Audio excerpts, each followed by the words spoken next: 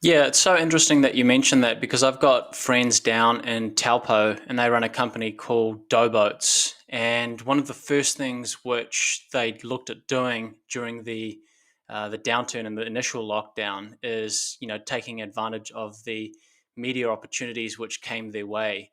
And there was a local reporter who went from Stuff, and he spoke with them, and all of a sudden they had an article that was published on Stuff, great backlink to their website as well, and suddenly the awareness of who they were and what they offered just absolutely blew up, and they've been consistent ever since. And I just find so many business owners like to make excuses these days as to why things aren't working rather than looking at how things could work and making those like really smart pivots and looking to do them really quickly.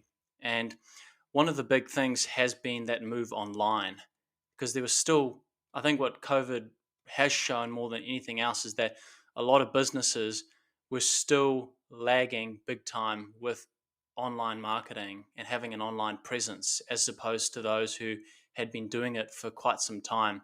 And they managed to, or a lot of them did, weather the storm in a much more um, sustainable way.